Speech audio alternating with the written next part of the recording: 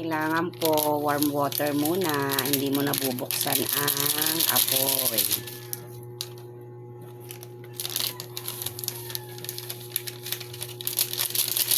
Sa isang sachet po ng gulaman, 1.5 liter po dapat ang tubig. Pero depende po sa inyo kung gusto nyo ang gulaman ay medyo malambot or medyo matigas.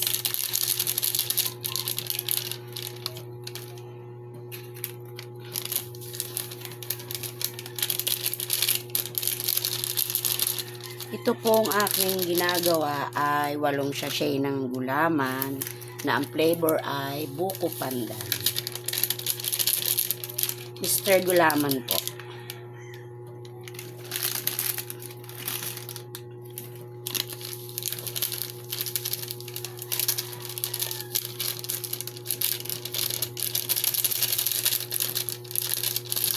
Kung ginagawa kong ito ay pang low budget lang. Pwede nyo naman pong dagdagan ng mga ingredients kung gusto nyo. Lagyan ng buko, or pasas. Simula na po nating haluin. Wala po munang apoy para po ma-dissolve muna yung powder sa ilalim.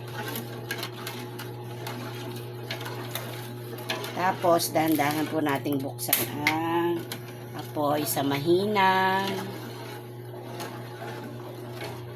ano lamang.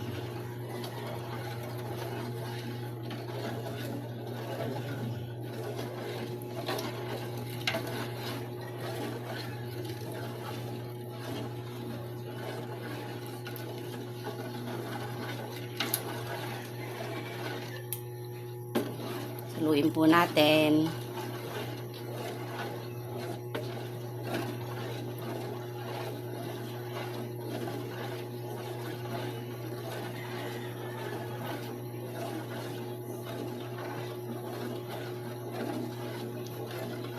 Thank you for watching, guys.